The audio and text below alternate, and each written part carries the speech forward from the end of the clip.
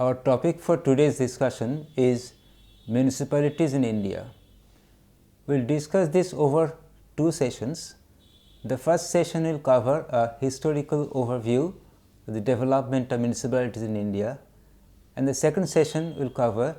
the organization and functions of the present municipal system in India. At present, at least according to the 1991 census, though we do not have a corresponding figure for the later census of 2011, according to the 1991 census, there are more than 3,200 municipalities of various types all over India. But before we delve deep into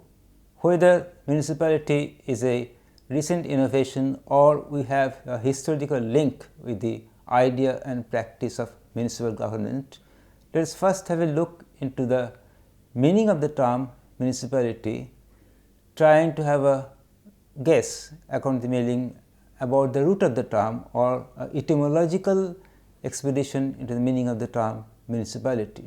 The municipality which we use in today's English actually came from a French word municipalité, which came from an earlier Latin word municipium. The municipium meant a city or a town or any locality which is usually beyond the boundaries of exact Roman Empire, but belong to the Roman Empire in that sense, and the citizens of those urban areas, cities or towns or any free areas, had a twin privilege.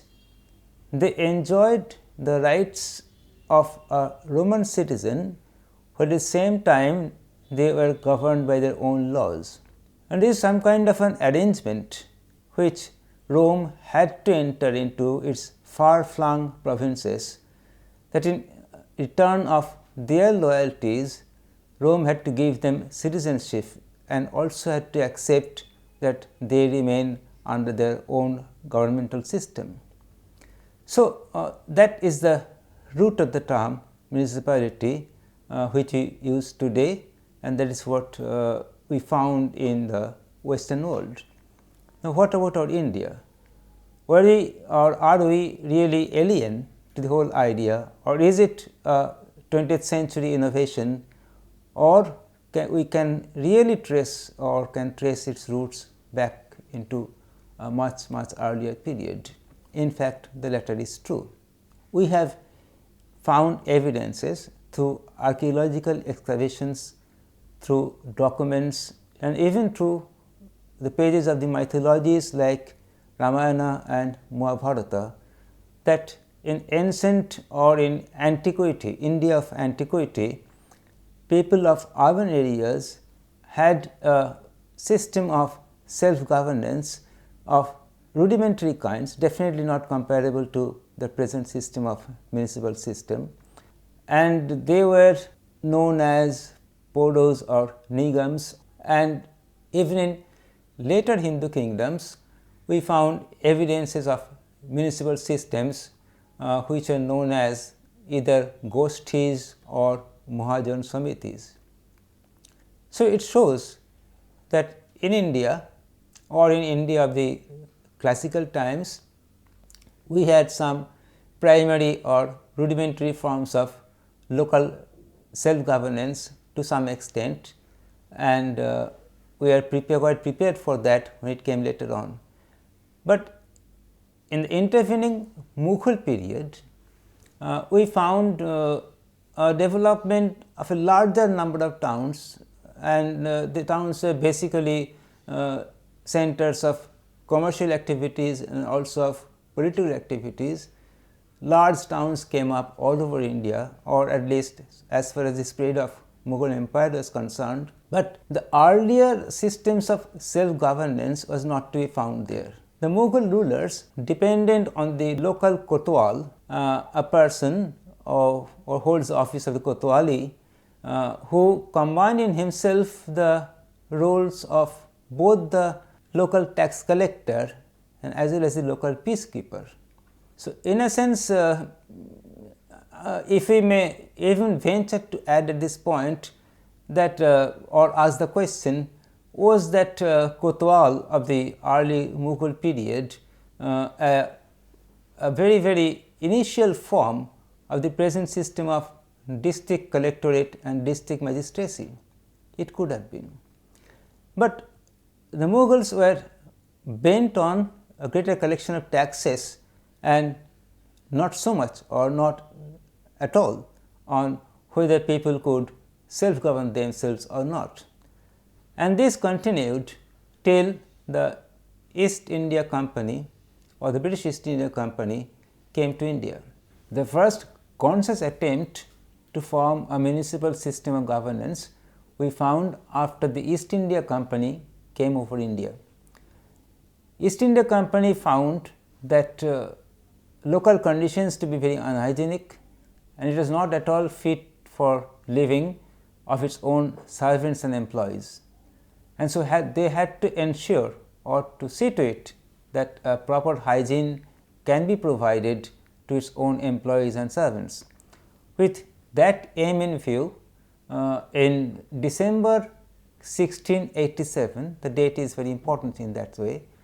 it first formed a municipal corporation in the town of Madras, and that is the first conscious attempt of forming a municipal governance system in India. And the Britishers made it in the model of the City Corporation of London, and it had a mayor who was always an Englishman. It had 12 aldermen who were chosen from among the heads of different caste groups in Madras town, and 60 to 120 burgesses who were either European or Indians. They also formed a mayor's court, and that too according to the model of the London system. A mayor's court was composed of the mayor himself and 3 aldermen, and they acted as justices of peace, thus keeping order and security in the town of Madras. This municipal corporation had the power of taxation, of raising taxes for providing different municipal services, and it became operational from the next year, that is 1688. But it was wholly limited to the town of Madras. In 1726, the King First George of England, through a proclamation, extended the same facilities to 2 other metropolitan towns, Calcutta and Bombay, so that there could be a uniform municipal system in the 3 most important metropolitan towns, Madras, Calcutta and Bombay. And a similar system was constructed, a similar municipal government was constructed in these 3 cities. In these 3 metropolitan cities of Madras, Calcutta and Bombay, the system was slightly changed, that instead of 12 aldermen, it was now composed of a mayor and 9 aldermen. This continued for some time, but this was specifically for some kind of municipal system. But in 1842, the Bengal Act of 1842 was proclaimed by the authorities, and this made or paved the way for creation of municipal systems in any towns under Bengal presidency. And it was not very much liked though, mainly because of its direct taxation powers, and the whole idea was not very popular. Only 1 or 2 towns in Bengal presidency formed a municipal corporation according to the Bengal Act of 1842. Subsequently, we find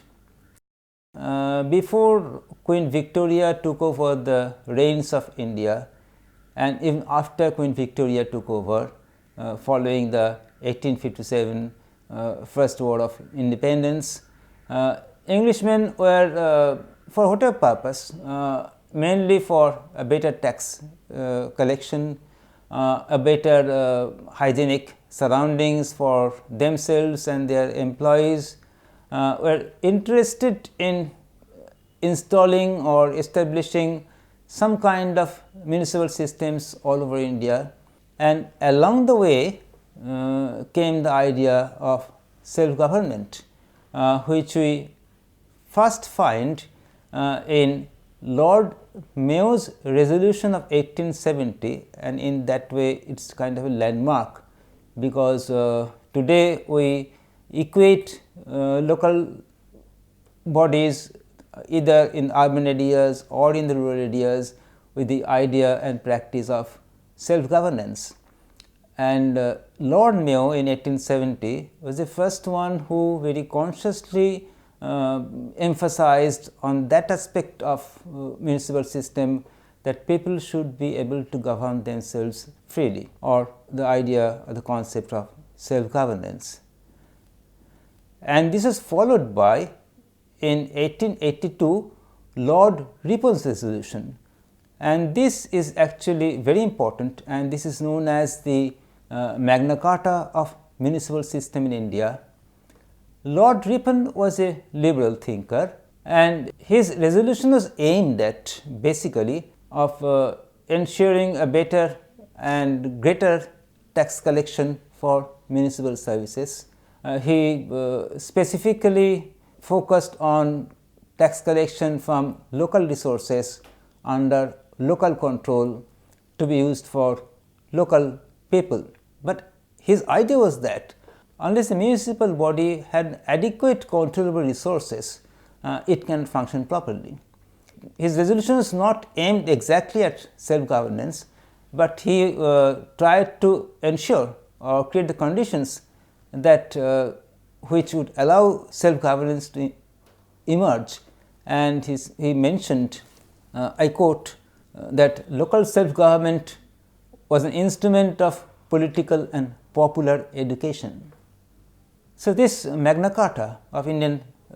municipal system was quickly accepted by people all over India. A number of municipal acts followed, a large number of municipalities were formed till we come to the Morley Minto reforms of 1909, which came in the wake of 1905 Swadeshi movement. And in this Morley Minto reform, the recommendations was the role of local bodies in sending some representatives to the provincial legislature, and some seats were thus assigned that they would be filled in through representatives from the local bodies. And this prompted the political parties, so long were not very much interested in contesting in local elections, and of course, elections were also very few and far between. But after Morley Minto reforms recommendations, political parties got into the scene, got into the act, and they also contested local body elections so that they can send their own representatives to the provincial legislature. The Government of India Act of 1919 transferred the responsibility of overseeing municipal administration from a government official or district official to a ministry run by a popularly elected minister. And the final act in this whole colonial period came through the Government of India Act of 1935, through which the entire responsibility of supervising local self-governments at the urban areas was lock, stock and barrel transferred to the provincial governments. So, thus we come to the end of the colonial period, and after 95 and till 1947, till the time we got independence, there are no new acts of good relevance or high relevance as far as municipal system was concerned. But the system by then, by the time we got our independence in 1947, at least in urban areas or at least in leading metropolitan cities and towns, we had important municipal systems in place. Surprisingly, in the post-independence period, initially not much encouragement was given constitutionally to the urban governments, because if we look at the Indian Constitution document, we will find that the municipal system was mentioned only in two places, and that too in the 7th schedule, which allocates powers between the center and the states, and we have one entry in the state list and another entry in the concurrent list. Only these two entries are there for the municipal system, otherwise the entire constitution was totally silent on the municipal system. The focus was then on developing the panchayat system, which we can look into later on, but from 51 onwards till late 1960s or even till 1980s, the municipal system was there, but it was not uniform across India. Different cities and towns had different kinds of municipal systems, some are elective, some are non-elective, and even there at the central government level there was no specific ministry